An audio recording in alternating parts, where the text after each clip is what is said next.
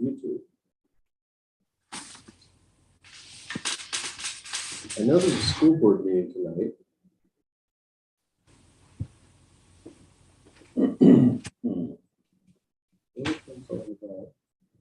Okay, we're good. And there's Eric. Okay, we're now live streaming. So Brian, you want to take it away? Yes, I do. Hold on just one sec. All right, welcome everybody to our May 5th Scarborough Housing Alliance meeting. Thank you for joining. Here we go. So everybody have, oh, here we go, great. Everybody have an agenda? Great. And Leroy, welcome. Thank you. Welcome to the Alliance. Thanks for joining us. If you want to tell us a little bit about yourself. Most everybody probably knows me, but Yeah. Leroy Crockett. I've been in town for pretty much since I was born. Aside from a few years I was out of town, so I've been on zoning board of appeals and volunteers for community services and stuff. Oh, great. Terrific. Excellent. Well, thanks for joining us. Thank you for part of this. So we'll start out with approval of the minutes from February 23rd. Unfortunately, I did not produce them, so they do not exist. I apologize, and I see our scribe is back this evening, so once I get those on, I'm sure he'll be right on top of things. All right, we'll move on then. Yep. So at our last meeting, we talked about the definition, the recommended definition for workforce housing. Yeah, I thought we did a really good job, talking through that and having a discussion around that. To capture what we talked about, I went back to the ordinance and actually edited it to, have something to vote on tonight. So if you look in your packets, there's a typed out definition of workforce housing for us to talk about tonight and actually adopt and recommend to town council. My hope was that this would just be a very quick, clean, let's do it. As I was going through this, I did notice one thing that I wanted to bring to people's attention that we could either do nothing about, recommend that people do something about, or, well, those are the options. If you look, there's a highlighted section to this in A3, which talks about total annual payments of basically loan payments will be estimated based on the assumed interest rate and loan term established by HUD for housing affordability limits. That thing doesn't exist in the world. So there's no such thing of like that doesn't exist. Did it at one time? No. That was part of the definition of affordable. Exactly. So, because it doesn't exist, I would recommend that we take that out, at least from our recommendation around workforce housing. Freddie Mac publishes interest rates, and we could, assume an index on top of the Freddie Mac interest rate index. We could just talk about reasonable interest rates, or we could be silent on it. But I don't think it's a good idea to refer to something that doesn't exist. And we should probably make a recommendation to council to clean that up in the affordable definition too. Any thoughts on that? Just on the draft, Brian, I've seen in that same A3, there's some underlined sections imputed. Oh, yes. I just used the convention of underlining to identify defined terms. Okay. So that it doesn't mean anything other than it's a term that's going to be that is defined. So Yeah, that's just a different drafting Yeah. mechanism that we typically have. So Yeah. I would suggest the version that goes to council doesn't include that. Just Sure. I think it's Yep.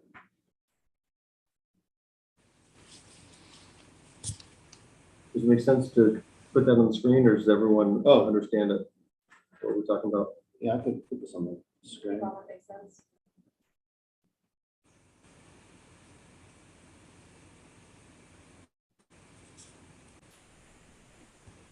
Oh, good. How's that? So what we're talking about is this highlighted language here. Yeah, and then in the final version, yeah, assuming we adopt this, I'll get rid of the underlines. I know, it's just what do you mean that doesn't exist? I mean, there's no such thing in the universe as the thing that it talks about. Why did we ever put that in place Yeah, in the where did first that come place? from? I don't know. I think it was your language. It was not my language. Oh, no? I promise you that. I'm certain it wasn't mine.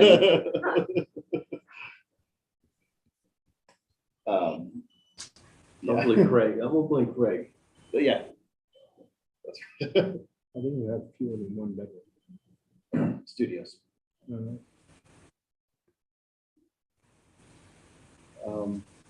Yeah, so maybe I'll ask somebody to, to, well, to make a motion, but how do people feel about adopting this with the highlighted section stricken as our affordable, as our recommended workforce housing definition? Yeah, no, that makes sense. Let's give that as a motion. I have a question, Mr. Chair. Oh, okay, after this gets seconded, we will have the discussion portion. I'll second Madam that. Counselor? All right. Second. Oh, yeah, I can't hear you guys very well, so. All right. Great, it's been seconded by, Leroy. by Leroy, great. Now discussion. Bill. Any discussion? Madam Counselor? Yeah, you have under workforce housing, A1. It says qualifying workforce household one, blah, blah, blah, 120% or less. But I thought there's a bottom limit to it. It's not just or less includes affordable. Isn't there a number also? And I have COVID brain as my excuse. But off the top of my head, I can't remember what percent it is. Yeah, so when we've talked about this, in general, workforce housing is thought of as 80 to 120%. Right, okay. Yeah, if you think of like a layered cake. Yep. It's the layer that sits on top of affordable. Right. But, in reality, a household that qualifies for affordable housing would also qualify for workforce housing. The other way around.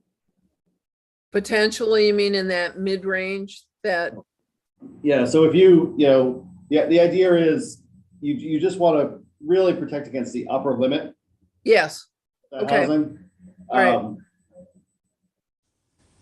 But yeah, that's fine. I was just curious as to why. you're we- spot on that, in general, people will build this for people between 80 and. Right.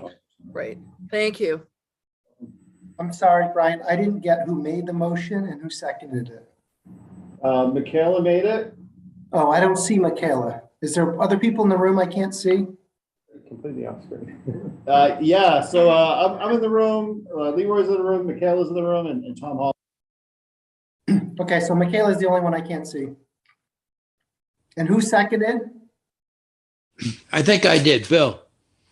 Thank you, Bill.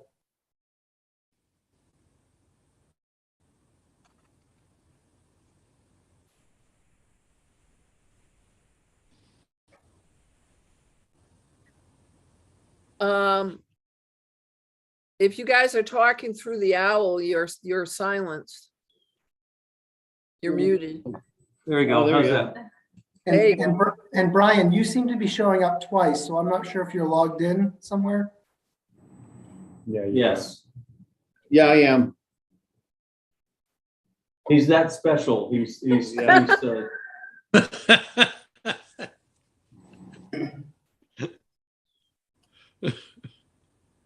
But I only get one vote, Eric, just for clarity's sake. Okay. So your picture can't vote, right? Okay. That's right. No, it's my picture that's voting tonight. All right, any other discussion on this?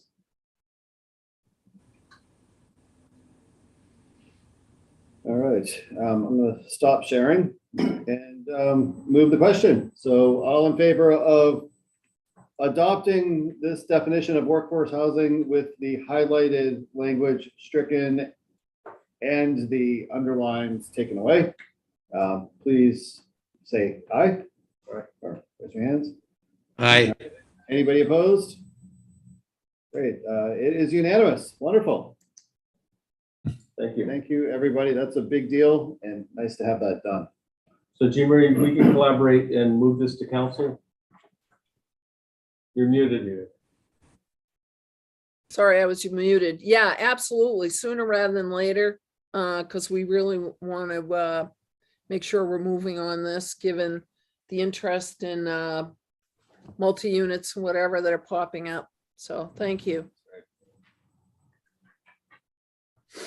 Awesome. So next is a discussion about the conversion of lodging to, basically hotels and motels to affordable or workforce housing. And this is a being responsive to an actual request that was made to the Alliance from Town Council. Yep. Which is very exciting. So Tom, you want to kick us off with this? Yeah, this was really the council's response to an actual request that came forward. I'm trying to remember, is it Candlewood Suites, Jean Marie? Yeah, it was a developer who wanted to convert Candlewood into workforce housing. Right. Regretfully, And, the council turned it down on the first pass, but anyway, go on, Tom, and then I Yeah, can. so it would have required a contract zone, and starting these with, we call it step zero, so it's kind of an introduction of the proposal to the council.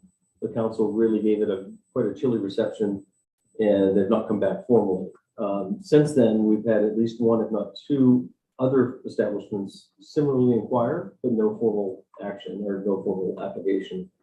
And so I think the council wisely said, hey, there's something going on here in the market, and we ought to know more about it and see if there's an opportunity to advance either affordable or workforce housing as part of this. So that's really the task, the charge, if you will. Yeah. They look to this committee as advisory, obviously, to the council, and I think would be interested in the exploration of what's involved here, and is there an opportunity? And so Tom,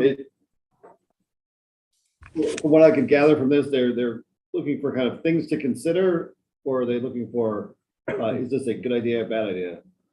Well, I think by virtue of them taking this action, it suggests a level of receptivity. Yeah. They would be silent to it otherwise. So I would dare say that I think they're interested in learning more, Yeah. particularly how to convert these to not just market rate units, Yeah. but affordable or workforce housing units. Mhm. Mr. Chair, if I could add to that, if you wish. Well, thank you, Madam Councilor. Yeah, what we're looking for is something in the ordinance that would basically say, yeah, if it's a lodging home and it's in X, Y, and Z zone and they choose to convert to a multi-unit or some type of housing, that they can do so. I mean, obviously we can put some limits around it, but GMO would probably control, how many units could be converted or whatnot, but we at least want a first step because, and this was brought forward by Mr. Clucci. I wish he could have been here tonight because, as you may or may not know, he's an innkeeper himself. He owns a hotel motel in Old Orchard, and he sees the trending that's happening with some of these hotel chains, particularly if they're not right in or on the water or in the old port or, whatever, that they don't have they aren't being used the way they used to be. COVID has changed business travel to some extent. So there is some development opportunities out there for people who have done this in other places in the country. Well, why not convert them into housing? I would prefer it to be workforce housing or affordable, but at least give us something that we can work with so that it doesn't have to go through contract zone every time, because that's kind of silly. But that's my opinion. We welcome yours. Thanks. Well, terrific. So, to kick off the discussion, Tom had sent around some background materials. in the introduction email, I sent around some, questions to get my brains thinking a little bit. Maybe we can go around the room and, start making a list of, things to consider. That might be a productive way to Mhm. brainstorm. And so I don't know, I don't want to be calling people like a teacher, but. Yeah, I was actually really surprised. I hadn't heard of this before, and the second you Google it, start looking into it, it's like happening nationwide. and It's very popular. Mm, I couldn't find anything negative about it online, actually. I think the biggest thing would probably be location. And another thing that I thought was kind of interesting reading further into it, just in different studies and places like California that they had started to do this, what they had learned is making sure that these converted hotels or motels, instead of just throwing up, a bunch of different apartments or turning all these rooms into kind of more than that, they wanted to make sure that they promoted community among the residents that are there instead of just promoting social isolation. mm, So that was a really big kind of successful piece for them too. And the cost analysis too is another thing I got into. But Mm. yeah, obviously units with like kitchenettes and stuff make more sense, but that's a whole other mhm. thing. But yeah, I thought that was interesting. Yeah, so to that, that last comment, would it be important, to make sure that each of these units, could be self-sufficient, versus like an SRO, which, might have a shared bathroom. I don't know what an SRO has, but, shared bathroom or kitchen facilities. I don't know if there's a reason why that would be important or not. Yeah, I don't think that our code currently recognizes something of that nature. I think it recognizes independent units, and really the defining characteristic is cooking facilities. Okay. I mean, all of these, as hotel rooms have Bathroom. bathroom facilities and Right, and right. sleeping facilities, but not all have cooking facilities, so they're not all independent as they sit today. Mhm. The Candlewood Suites in particular is an extended stay model, so it's effectively, they would make some modifications, but minor, because each of the units already can be independent in and of itself. Mhm. Whereas traditional hotel rooms, that's not the case. Mm. They probably have some adjoining too. Yeah, suites, I mean, I would expect a conventional hotel would probably be putting two units together and making one independent unit, or some combination of that. So some more extensive interior remodeling would certainly be involved here. Mhm.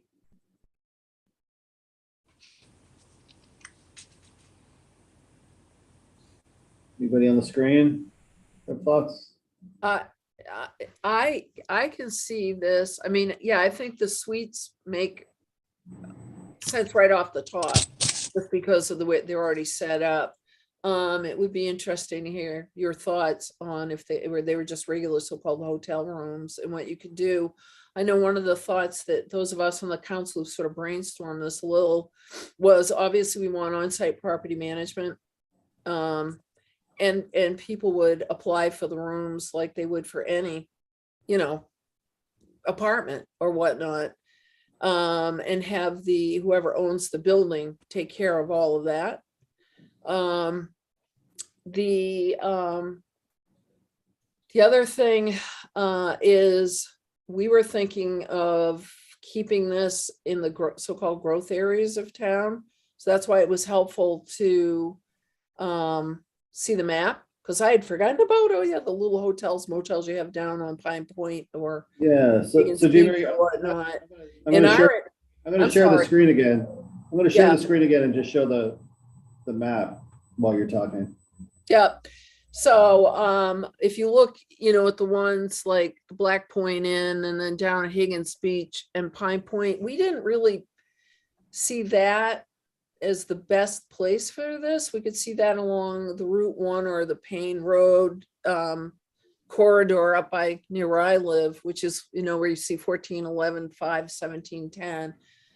Those are to me, would make it easier, I would think, in writing some sort of zoning, that it'd be allowed in X place.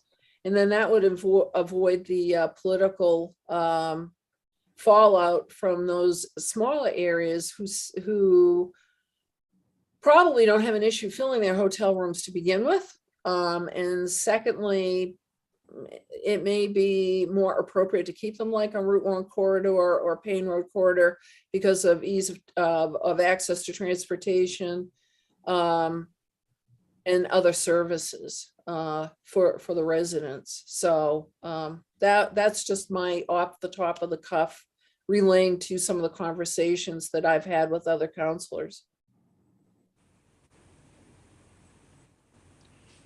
Yeah, I'd agree with what Jean Marie just said about restricting it to Route 1 and Payne Road. I think that's smart.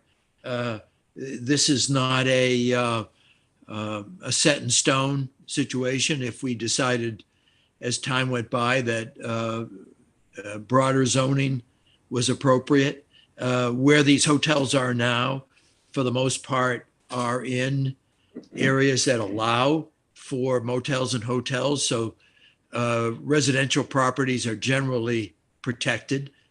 I would make it subject to planning board review. I think a lot of the protections here comes when you can actually have people who sit there on the planning board and are familiar with the ways in which problems can arise. The obvious safety issue here is these places don't have cooking for the most part, but these people are going to be cooking. But you can guarantee yourself that. And so that needs to be addressed. But as we were kind of getting ready for this meeting and thinking about it, the safety issues around cooking, the planning board review, they're going to all be condominiumized or rented. And I'm not terribly worried about numbers, GMO, because it's not going to have any, they're not going to have many children, if any, in 1 and 2 bedroom settings. So. Yeah, so Bill, with that you just said, would you want to make a recommendation that units could only be converted to 1 and 2 bedroom units? Yeah, I think that it's respectful of the GMO. I mean, the town spoken and the town council listened. So I think managing growth is an important factor here, and yet creating affordable housing is, to me, an equally important factor here. So I'd like to see it advanced, and I think I'd like to see it be able to be done by those hotels that along Route 1 and along Payne Road that would be obvious candidates. So There may be Bill, other you locations. and Jean Marie both mentioned the Route 1 and Payne Road, like location preference. And I'm curious as to why those feel more natural. As I think about a conversion like this, it feels like a less intensive use of a building than a hotel. It's a more stable population, less in and out, unknown traffic, more stable community. And I would, I don't know about the economics of these things, and I'd leave it up to the owner to figure that out. But I would be less tempted to restrict where folks could do this. Or I have trouble seeing why, any one of those locations wouldn't be appropriate. Well, of course, I'm looking at it politically, and I'm looking at Mr. LaRue, who's right below me. Dick, go ahead. Well, I was going to say, one of the articles that I read on it was here in Florida, that they have done that at some of the hotels, motels, but they've made it a structure that it doesn't impede the tourist industry, the rooms for the tourist industry, because that's really, where they're at. And I can't remember, I think it was up by, Disney, to be perfectly honest with you. So. Wouldn't we want that to be up to the owner's discretion though? Like if we're trying to promote affordable workforce housing, wouldn't we want to make it easier for that to happen? rather than restricting something like that? Wouldn't most of the ones along the ocean already be getting Right, premium dollars? so you run into an issue necessarily, Might kind of self-select. right? Yeah, I don't think They're they're also gonna be. smaller, but I'm not sure if that Mhm. matters, but the defining characteristic of the ones up on the major corridors is they're larger, more traditional. They're Mhm. dozens of rooms as opposed to 6 or I don't know, I just think if we're, I mean, we're obviously here because we're trying to promote this because we think it's a great thing. And obviously we can't tell one person or not to do it. It's gonna be whoever owns the building or who's buying the building that wants to do it. But I would think less restrictions on something like this would be better. Mm. So I don't see a downside to it necessarily. Is it easier for zoning for Route 1 and Payne Road because it's already more multiple? It's commercial. Yeah, as No, I don't opposed think to. so. In some respects, it's harder because Yeah, the Payne Road corridor, they're either B2 or B3, which are the commercial zones. Mhm. The issue is that residential isn't allowed. And that's why, so that's the barrier, whereas some of these other ones in Pine Point and the beach areas, it's predominantly residential. The exception is the occasional commercial use like a hotel or motel. and that was the big brouhaha with Candlewood. One of them was, well, you know, that's in a place where there's no residential. Now it's like, give me a break. Candlewood Suites, you can live there for what, 6 months and 1 day or whatever it is. Then you move out for a day and move back in. To me, it was a little disingenuous to say that you can't convert those because it's going to increase traffic. It's going to whatever. You've already got the cars, the traffic, the whatnot. And when you have, you know, someone taking it over, managing it as an apartment building, if you want, you know, calling it that or whatnot, you'd actually, I think, have a little less come and go all day long. And it would just open up the opportunity for some residential within these so-called commercial zones. And again, avoiding having to go through contract zoning, which depends on the politics of the council, to be honest with you, who's on the council at any given time. Jean So, Marie, as I recall, Jean Marie, the concern expressed at Roundwood, which is a business park, is, and it's really to the point Michaela made earlier, you know, these areas don't have sidewalks. They were never designed to be pedestrian friendly. And so I don't know if it's a huge concern, but there's the potential for allowing a residential use in an area that never intended for it. And so, of course, you know my answer to that, don't you? no, please share that with me. I don't know if you want to hear it. It's BS on that. But and we also had one of the owners in there go, well, you know, I'm not gonna have enough parking. But this person owns a boutique business where he when I say boutique, I don't mean that literally, but a very specialized business where he has very little traffic himself going in and out. He doesn't need all the parking he's got. But, you know, I don't know. I'm just trying to open up opportunities for us in this town to have a more diverse housing stock, because I think it makes for a healthier community. And as a business owner myself, my husband and I own 5 small businesses. You know, where are people going to live who work in businesses? Now, I'm not saying that we've got an issue with that because we don't have that many employees who are outside of just ourselves or immediate family. But, you know, I hear it all the time from employers or from the chamber that, you know, people are commuting an hour or more to work in restaurants or insurance companies, although now you can work from home more with that, but the hands-on businesses. Jean Marie, to that point, Yeah. you know, this is about converting things to affordable and workforce housing. Yeah. And that, I don't know, that title makes me think, how much? Meaning, is this, do we assume that a conversion would be 100% affordable or 100% workforce? Or would we stipulate that it has to be some percentage affordable or some percentage? Question. That's a real good question. Yeah. Let's talk about that. I think there probably isn't anything in town that we give a subsidy to that we require 100% affordable for. Even with, our, housing trust fund, we don't require 100% anything for, so.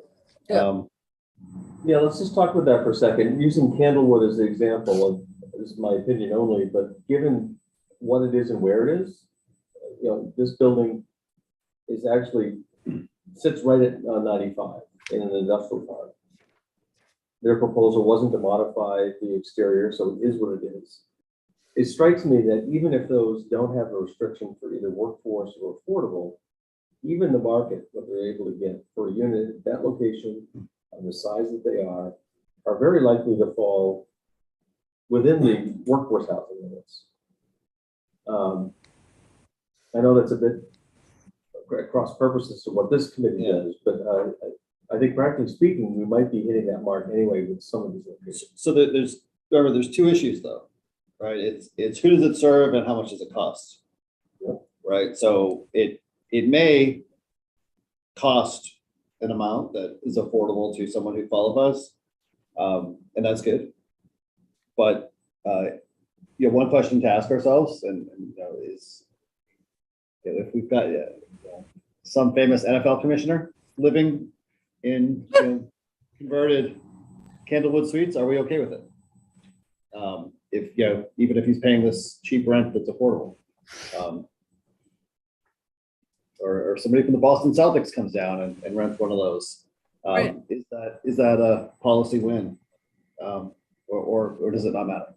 I guess the thing I'm struggling with, and maybe I'm getting way ahead of myself, is how we integrate this into our already complicated zoning matrix and system. It strikes me that if we're going to be attaching and requiring ongoing restrictions to assure the affordability in perpetuity or some extended period, and presumably other restrictions, those sorts of unique restrictions don't fit well within our conventional zoning. So I just, again, getting ahead of myself, wondering how we're actually going to incorporate these allowances into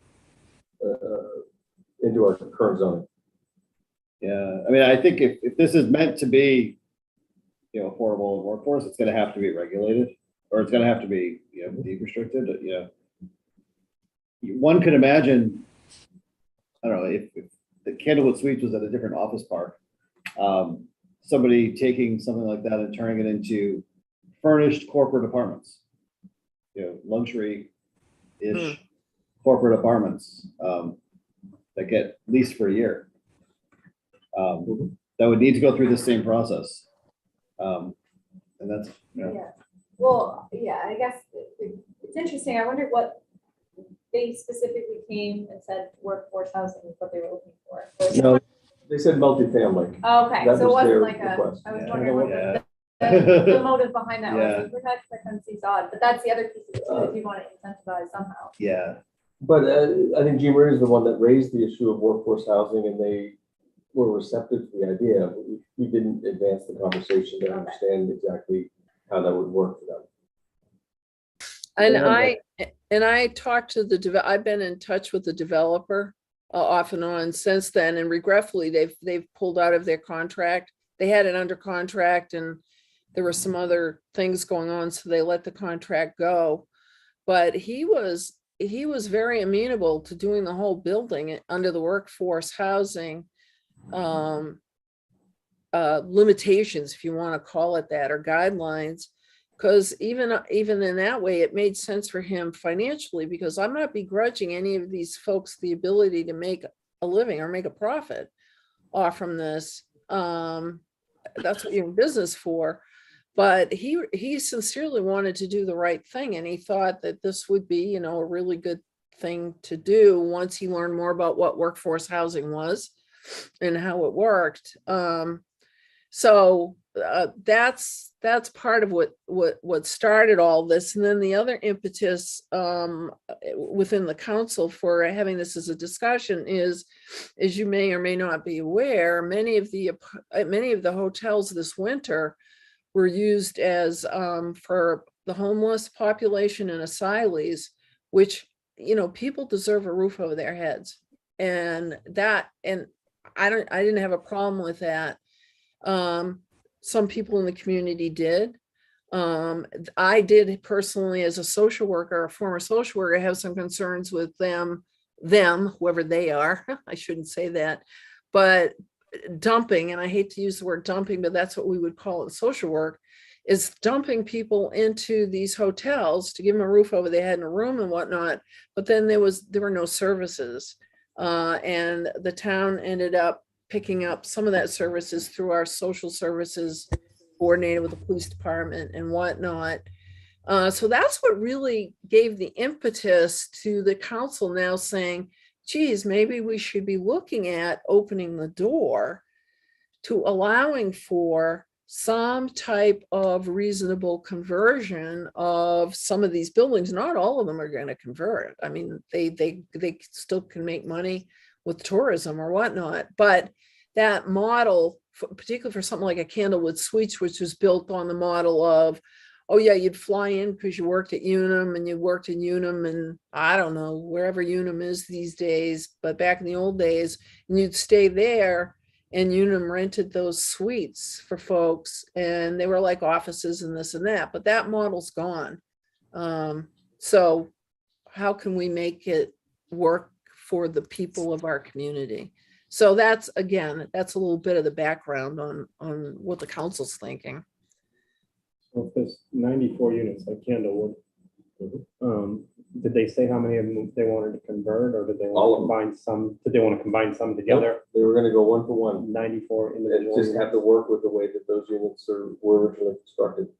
How does that, because you already have a really congested area in Payne Road down there, how would that work if you have 94 residences there that are year I round? think as Brian suggests, in many respects, it's better than the transient daily use of people coming.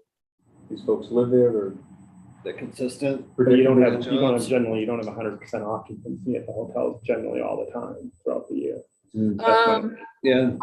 I live 1 mile down the street from them or up the street or however, going towards Gorham. And I can tell you, because I go through that Payne Road intersection all the time, and back when the hotels were being used consistently, because there are a number of them clustered in there. Yeah, you'd have some traffic, but I mean, you got traffic. To me, it's like, it wasn't that big of a deal. And I think that having them as apartments, you would even get less traffic, but that's my opinion. well, Unless, I think, as Bill suggested, I think you subject these conversions to the full rigors of the planning board review process. And so traffic, is one of the many things that they talk about. The other thing I was questioning too is parking. If you had 94 units and you have a couple that both have cars, and you have all of them at 94, then you got 180 cars there. Yep. You don't have that space down there. That was certainly an issue that came up. with Yeah, Candlewood. Yeah. Because you already got the hub down there, which when people are in there trying to get stuff, they're packing in like crazy, Yeah. especially when they did their Christmas stuff and things they were doing. There wasn't even any parking. Right. Yeah. And they- you got a and bunch the, of businesses too. and the developer, he had talked about, because he's done this in other places, in other states, that they actually have lease limits in some of their places that you can only have one car.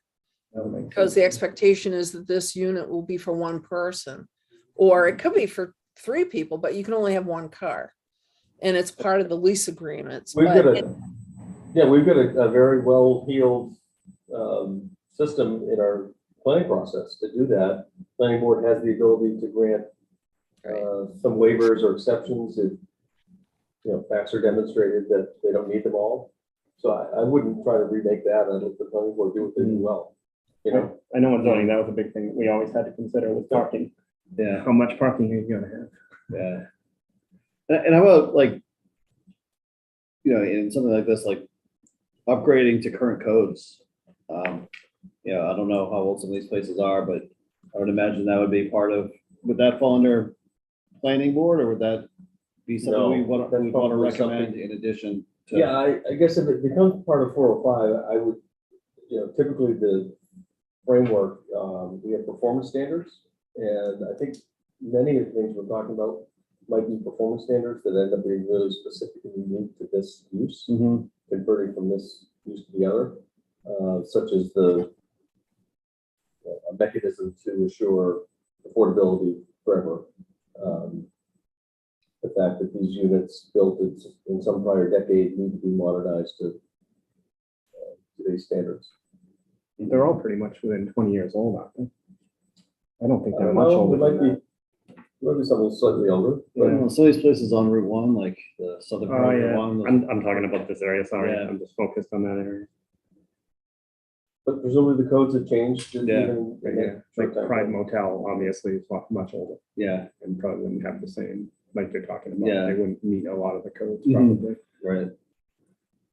Fire safety, I mean, I think there's fairly high standards already as lodging establishments, but for all I know, the fire code, when you look at independent residential units, slightly different in that regard. Mhm. I dare say that the lodging establishments probably have a higher standard in that regard. Yeah, most independent units have to have their own smoke detector, but this Yeah. has a fully wired system. Yeah. Which frankly may not work well for independent units. Yeah. Well, yeah. One goes off the whole Actually, house. we looked at, to do a conversion like this in Texas, and one of the issues, it was a big hotel, it was a high-rise hotel, and they had a shared heating system. And that just didn't work. Like, what we wanted was independent heating and hot water systems. And it was sort of a fortune to convert to that. But, they had this big master, like, boiler system that. So, Do most of the hotels, I mean, They're mostly controlled for heat and AC by Inside. the main Yeah, lobby yeah. area. You Yeah. can't turn them up to a certain limit. You no, can't but turn them most down. units have their I own. feel like you have like a. They're in there, but you just can't go they've got what's below called and the fan above coil certain unit, numbers. which, works, but like, the main system was kind of in the basement of this place. Yeah. But are those details we need to I don't- dig into? No. Point being, The as business will- as the business will kind of have this capital issue of, how do I isolate these into, independent apartments? It could be interesting for cooking if you have Yeah, the whole hotel hardwired and then Yeah. every unit's going off. exactly. It feels like we're a little split on the location piece of it, though. There are a couple people Hmm. who are all kind of over the map. I think on the ocean, you're gonna get, they're gonna get a ton of money down at the ocean anyways. I don't think they're gonna get a lot of people doing workforce down there, but I could be wrong. Interestingly, the only conversion that I'm aware of in town is the Lighthouse Hotel down at the end of on King Street, in the Pine Point Road, Yeah. and that's converted Oh, yeah, right. to Condos. Yeah. condos, high price Yeah. condos. Yeah. No surprise. So Yeah, they're Yeah. overpriced. very. Yeah, That's why I'm saying that some of those might inch their way out of this, Yeah. just by how much they're charging. I'll have to for look back at condos. that. We had to go through all sorts of legal machinations to get that approved. What seemingly would be a simple conversion. They went from 22 rooms to 11 condos, so basically combining, 2 units. But it was a complicated legal thing to move from one use to the other. I don't remember the details. So it came before ZBA. Yeah, and we actually, that was one thing we had to address the parking lot. Yeah. Was when it came before ZBA, because I mean, that's very limited down there. yeah, injustice. Yeah. Eric, you've been really quiet tonight. I think, we've been studying this at Avesta. It comes down to economics. And as we talk about sort of locations, and I hear Jean Marie saying, well, politically, we might be better off if we sort of created a zone for this. Michaela's asking about well, why do we want to be selective? But I think the economics are going to drive that. Because I just think the price of what it would cost to acquire something on or near the ocean is going to be prohibitive for that. So if we want this to have political legs, then maybe we have to create some sort of zone of where we think it's appropriate so that it gets through the council. I don't know. I'm not political, so I throw that out there. The other part of this is I'm not certain that we can restrict these. I think if somebody's going to invest in purchasing a hotel and converting it, now Candlewood's a different story. And I don't know who the investor was, if they were the current owner or not, and it required significantly less work. But the ones that we've looked at require a lot of work. It's taking 100 units and turning them into 50 and putting kitchens in to talk about what Bill talked about related to cooking facilities and such. And so it's millions and millions of dollars. And so currently there's money available from the ARPA, the federal government, to do some conversion and to find some rental assistance. But generally, these are families or people who, after the rental assistance runs out, may or may not be able to stay, depending on the rent levels. So if we restrict these into perpetuity, then that business model just may not pencil out. So I'm trying to sort of, there's a lot of stuff swirling in my head about this, like, how does it work in Scarborough? Mhm. Eric, I can answer that for the Candlewood. The Candlewood didn't take a lot of fit out because Candlewood are like little apartments to begin Mhm. with. So that was just changing the use, so to speak. But I hear what you're saying. But maybe that will just be a natural limit on the ability for people to convert them. I don't know. This is why it's in front of you guys. It's almost But like yeah, a you gotta contract have- zone type question. You know, so what's the public good that, so there's this thing that you're not allowed to do that people want to do. And you know, we're thinking about letting people do it, but what's the public good that we're asking them to create in order to be able to do it? And that public good is creating affordable housing, which is that thing that we want. Yeah, I think there's only two paths to consider here. Either you do it through contract zone where you see each project for what it is and you decide on its merits, whether it's right or wrong.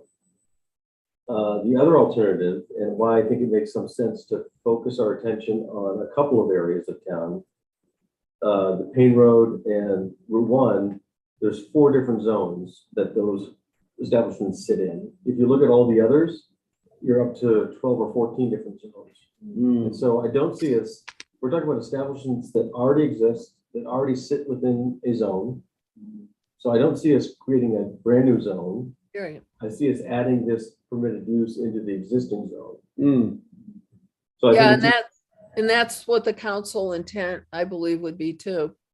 it's a heavy lift to do that 14 times. It's probably a heavy lift to do it in the 4 different zones. I know Jean Marie doesn't like contract zone. It does politicize things. But that's in many respects the easiest way to see a project, to understand its value, and make a decision based on that. But you're also doing something where you're getting a starting point where you can manage it if you're doing like that area like you're talking about. And then you can see how well it works, and then you can take the good and the bad, and if it starts to go over here, you can apply that to there.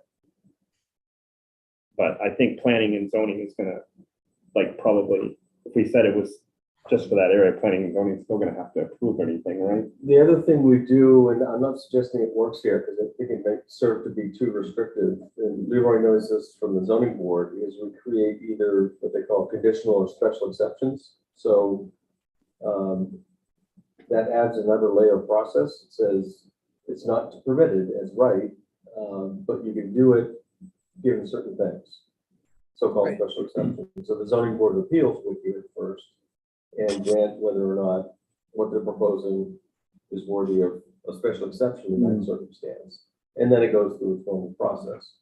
Yeah. That's what happened with the one at Pine Point, Okay. actually, when they were doing it for condos. It Mhm. came before us first, and then it went back to planning. But that maybe is at cross purposes, that's adding additional process to something that we don't want to necessarily complicate. Yeah, so we're kind of looking for how can we reduce the friction of creating more affordable and workforce housing in our town? You know, is there a pathway to do that? Yeah, that's right, Brian, because if our only experience has been a condo conversion, I'm certain that wasn't affordable. No, you should see the prices on those condos. There, it was not affordable. And quite honestly, I'll be honest, I mean, we're in this space. I think I saw today for the first time that there's one in Bangor that actually may have legs to get converted. Now, granted, it's what I would call a mom and pop hotel, probably 40 or 50 years old. But to my knowledge, it's potentially the first one that's converting for this purpose that we're talking about, not to condos, not to other items. So, you know, I will say that there's a group out of Vermont called Champlain Housing Trust that's done about a dozen of these in the Burlington area very successfully. But I think it's that Bangor model that sort of got some legs today. I don't know, I guess maybe I'm too much of a realist about what I see going on around us, but I'm not sure that Scarborough prices and Scarborough land costs and Scarborough everything is going to be economically feasible for this. As much as we want it to be, I'm not convinced yet. Well, thanks for that dose of reality. Yeah. Well, and just to push back on that a little, okay, Eric, don't take that, is that's all the more reason we need to be. I understand, but I know. as you said before, Jean Marie, somebody needs to do this and still be able to make a little profit. So. Right. And that's why I'm Candlewood was perfect. That's why I'm really irritated with my fellow counselors, but that's okay. Well, and so to that point, if we were to create a path, or if we were to recommend, what a path looks like for people who own these hotels or want to buy these hotels and do this, that makes it less risky and cheaper to get this done, which, increases the likelihood that it gets done.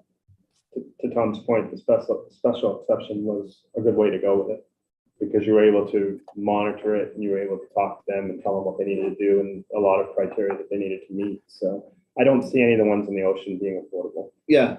To be perfectly honest with you, even if they all were. Today. Yeah. Right. Yeah. Yeah. Can I ask a question? Because you never see this anymore. And back in the old days, because I know my great grandmother ran one, the old boarding house concept, where, people would rent a room, so to speak. And she had long-term room rentals to longshoremen down on the Portland waterfront. But what are towns and municipalities doing about that? Anything? I mean, I'm looking at Eric and Brian, because you guys are the experts on. The only one, Jean Marie, that I can think of recently, because there's significant regulations now around sort of, well, other than Airbnb, sort of rooms for rent type things. And Airbnb is a whole different conversation about the concerns there. Was Brunswick, who looked for families to take in asylum seekers the last round, not this round of influx, but the last round when there was 300 families in the expo. They were soliciting families sort of in the Brunswick Mid-Coast area to take in some asylum seekers, but that's the last I've heard of that. Yeah, but I'm thinking even in terms of these hotels. So you don't have to totally convert the rooms per se, but it gives an opportunity for rentals for people who even would rent them, on a longer term basis, because they work down here. So maybe they're renting them during the week and then going home to East Gish on weekends or whatnot. I don't know. I'm just trying to think out of the box here. Yeah, and I think that there's a couple of different populations of people. Obviously, this conversation is happening currently, A, because there's federal money available for these types of conversions, so people are looking into them. B, Scarborough, South Portland, Westbrook are sort of in the hot seat of hotels housing asylum seekers and homeless residents, sort of as we speak, and it's in the news and it's a controversy. And then we're starting to talk about like workforce housing, like what I would call like more like normal, almost market rentals, like the stuff that's growing up in Clark's Pond and Higas Parkway and stuff. Those are obviously probably more expensive. So what is it that we're targeting here? Well, that's why I'm saying that definition of workforce housing was important to at least get started. Because I know for Avesta, we're focused on like, how do we provide relief to the asylum seekers coming in the hotels that have been housing them sort of not appropriately, because there are no kitchens and there are no services and there are, so how do we do that sort of toot sweet to figure that out? But that doesn't sound exactly like we're talking about here. We're talking about potentially turning a hotel into potentially market rate or below market rate multifamily housing. Yeah, something Well, that's a little more stable, so to speak, for people. That's like the next step up from what you're talking about, which is your immediate need housing for asylees or homeless. So, So I want to, Leroy, you had a question. Tom, you may or may not know the answer to this, but the one out by the downs, to the entrance to the downs, that's already been done. That, when I was a kid, was a hotel. And that's all apartments now. Oh, is that right? Yeah. Oh, oh, interesting. that's right. That's right. That was a hotel. Yeah, how did that How'd they happen? do it? I'll find out. It's been. Because they've done exactly what these people are asking for. Oh, really? Because I'm pretty sure that that is affordable housing. Is that, Yeah, you're right. You're Is that absolutely correct. is that Oh, Burnham? yeah. Not officially, but Yeah, I I believe don't know it. how the conversion happened. Interesting point. I'm we are sure in it town. Yeah. So how did it happen? Yeah, That's owned by. it was probably long It is, before yeah. we had rules. where there were rules. The good old days. So, I mean, that would be a starting point for us Yeah. to look at, Yeah. because it's What's the name of it? happening. Is that Burnham? It is Ken Burnham's, but Yeah. I can't remember the name of it. Yeah. I think it's called Burnham Terrace. Yeah, that's correct, yes. I think they're using the ask, it's not permission model. It works. Well, no, but I mean, it might give us some guidelines. Yeah. Well, and But- you know, the thing for but us to again, remember that's a- is, that's you a know, good we're point. not, we're not being asked to put the deal together. No. Right? We're being asked to, what does it look like to create a path for other people to come up with great ideas? The charge was to Yeah. advise on factors to consider. Yeah. So we, you know, talked a little bit about location, safety, you know, life safety and codes, the planning board influence, Restrictions, bedroom size, restrictions. or a number of Number of bedrooms. Yeah. We're definitely planning and ZBA both involved. Yeah. probably in this. Well, let's talk about that though. I mean, I'm the one who raised it, but I'm not sure that that's something we want to recommend because you're adding arguably another layer of process and we're making it more difficult for this conversion to happen. by Well, involving ZBA. that's what happened with the one down at Pine Point Road. That's because it wasn't allowed. Yeah. And we're How do we talking avoid about that? finding a path to allow it. So They're doing a special exception. It gives us some criteria to kind of put guidelines on and things, I don't know. I mean, I understand you don't want to make it too yeah, difficult for people, but if we can find a way to allow this by right, if you will, through the underlying land use, I think we should be comfortable. The planning board is going to do their due diligence and make sure that what they're proposing, you know, meets the parking and Yeah. setbacks and so on and so forth. So Tom, can I ask a question? If Candlewood Suites, since we've been using this as an example, ran its course, it's now old, it's used, the owner's not interested in renovating it, and they shut it down. And it sits empty and it starts to grow weeds and such. What would we do with that? Exactly. Same thing we do with Burnham Arms. Frankly, I think had this proposal come forward 6 months earlier or 6 months later, it might have a different reception. Its timing was bad in terms of our overall growth concern and conversation, if you will. And it was seen as 94 more units. It doesn't matter if it's affordable? Well, I don't think No. this plan is affordable necessarily. Well, it does under the GMO, affordable bypass the GMO. Yeah. But, Oh, so Well, that's why That was Jean my Marie- impression. Yeah. Jean Marie's the one who pushed, why can't it be workforce? And then the developer went back, crunched numbers and got back to me and said it can. And then he So- came back and said it could. I will tell you though, that they did, I wish if I hadn't been a town councilor, I would have loved to have been a consultant with them because they could have done a way better job of smoothing the tracks before they brought it forward. But they just kind of came in and it wasn't well presented. I'll put it that way. It was too bad, but Tom, you're saying. yeah, we he can would get away come from the back though if permitted we uses had something. I by think just he'd come back. us but- doing what we're doing. So Eric, I think if the hotel fails, right, which is kind of what you're asking, like, all right, so if this isn't available as a conversion, the hotel fails, what happens? Yeah. So I guess maybe it's like, I think it's not good for the town, but it's like any building. My It's like- prediction is there's a decade of a really bad experience, that it's a, It's like what falling- Martin's was before it was Martin's. it's Like falling down between- around itself. It's probably a modern boarding house. You know, let's face it, many of these facilities, because of our definition of a hotel, essentially are doing this now. We have no way of knowing who the Right. guests are. Yeah. Well, Well, off season, don't a lot of people like along Route 1 tend to live there, Yes. over the winters? and yeah, I as mean, one of apartments? those facilities, the one that says 7 and 8, it's the Yep. Downeaster Yeah. up here. That's pretty much. I think there's people Yeah. who live for decades. Yeah. quite Yeah. frankly. Yeah. So we don't have any way to regulate this. So I think in large part, some of this activity is actually happening. Yeah. Um,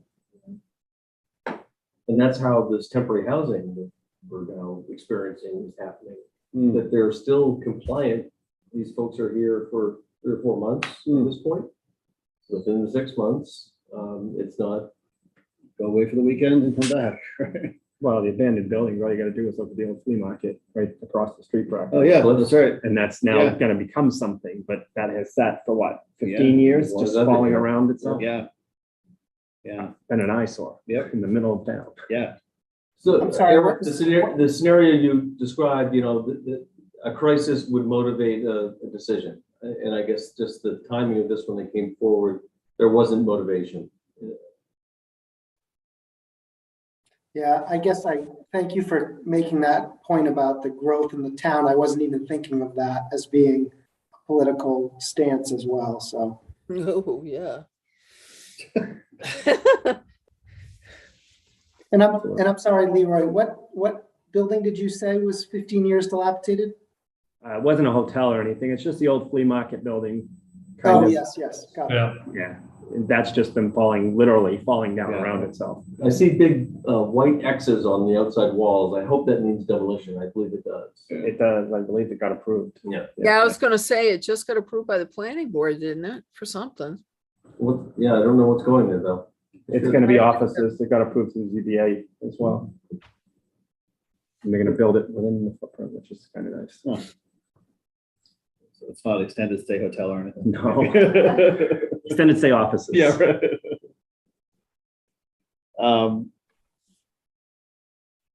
So, So next steps, I mean, how do you guys want to distill this discussion?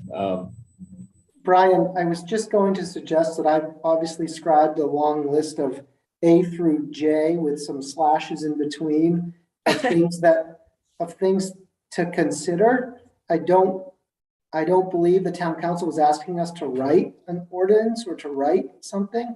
So I could absolutely put these into the minutes of things that we suggested that they should consider. Then I guess it would be up to them to decide what it is they want to accept and not accept. Yeah. Eric, maybe we could, if you could get those into the minutes and we could kind of collaborate on it. When, when we did some of our downtown committee work, we put together kind of reports on issues and then presented those to the town council as kind of standalone docs. And then I think they found those useful to act on those. Yeah, Jean Marie, my sense is, I think if this group takes a couple of meetings, to kind of talk it through, that's not unreasonable. So I would suggest that let's all look at the list that was generated tonight, kind of marinate on that, maybe reflect on it and expand or improve upon it at your next meeting. I wouldn't be surprised if by then Meeting. you're ready to report out. Yeah. And Yeah, I, and then we can take what you come up with, and as you say, it's our job, to work with staff to put something together and then put it through ordinance. I mean, it's regretfully in the town, it takes forever to get anything done, but that's okay. And I think this is a good first start, but I think that we need to stay on top of this because as a real estate broker myself, I don't see any end to this. People don't have places to live, who are in what I call the missing middle. And it's really too bad, and it's crazy. I don't want us to be like Seattle. I have a buyer who just moved here from Seattle who made $2.2 million off from a basic split level. Oh, wow. Yeah, I don't want us to turn into that. And like, Please, Marie? no. Yeah, what? Jeez. Big round benefit. Exactly. Yeah, I would agree. I don't think this is anything we can really rush into, but do some Right. thought and then Yeah. present. Right. I think if we present it after some thorough thought and things, it's gonna have much more legs to it Yeah, as opposed take to it more just rushing seriously. in and saying, yes, we should do this. Yeah, But it would be nice to know how that one on Route 1 actually happened. yeah, If we had any way to backtrack that at all. Yeah, I can look to see what the file suggests. I think what Eric said earlier is resonating with just that the market's going to self-regulate. We might look at and say, look at all these opportunities. I suspect when someone puts pen to paper and does the math, many of them just don't make business sense. Yeah. Especially if it's an older building, you have to do a massive conversion. yeah. The newer ones, it's Yep. gonna be easier. Especially with interest rates, what they're doing right now. Yeah. Yeah, nothing's gonna work.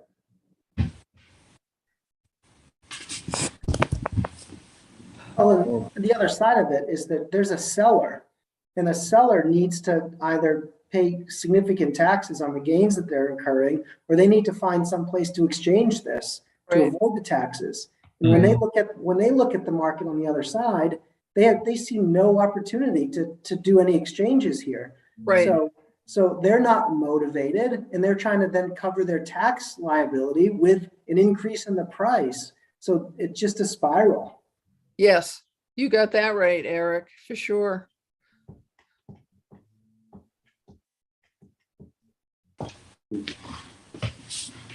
Yeah, And- I'd like to see the minutes of this meeting be the jumping off point for a discussion between now and our next meeting, whether we exchange thoughts through email or come back Yeah. at this again at the. That's worked pretty well. Makes sense. Great. You can And, communicate. and Bill, on this will, Yeah. we can. Bill, I'll jump on that a second and say if, I have no pride of authorship of my minutes, so if people get these and I've missed something or forgotten something, feel free to edit them. I will not be offended at all. No, exactly. But it's going to be a working document, unlike most minutes. This one will be Mhm. This one's gonna work, in right, Bill? in process. Great. Can we set the next meeting date and time before we leave tonight too, please? Brian and I think, have committed to each other that we're going to try to get back onto our regular meeting schedule. Yes. we did. Which is, remember, I'm the new kid on the block and I still haven't. May 25th, So is that which is a Wednesday. it's the, Is the last Wednesday? It's not Memorial Day, no. you it's sure? I Memorial thought it was Day's the next third week, right? Wednesday of the month. That's what I thought too. Yeah, all right. Yeah, it's the third, It's the third, No, it's not it's the last the- Wednesday. it's the fourth Wednesday because the third Wednesday is town council. Oh, Oh, all right. Fair enough. Yes. It's the fourth Wednesday. of That's the right. month. okay. May Good. 25th. It's one of the two. You had someplace to be, right? Tom? And I don't have one thing booked for that day, which I can't believe. So I can put this right in. Great, 6 o'clock? Yep. Great, Send out an email, right? 6 on the 25th. on the 25th. And we'll stay on the fourth Wednesday of the month. If you want to start putting it on Now your calendar. until forever. Good. Thank you. Chairman, I see there's one attendee here. Oh, It's customary to take public comment. If we're ready. Let us do that. Sure. Mr. Gates? Hi, can you hear me? Yes. I appreciate it. Really, thank you for what you're doing. Very interesting. My question is, I suppose, just a point of order. Are the minutes that you've been discussing towards the end, how would I avail myself of being able to see them? Will they be posted on the town website? Otherwise, are they publicly available? The answer is that yes, they should be. These won't be available until they're approved at the next meeting. So the best way, Marvin, is to look for the next agenda. The minutes will be attached as part of that agenda. And agendas typically go out the Friday before the meeting week, if you will. Thank you. Yes.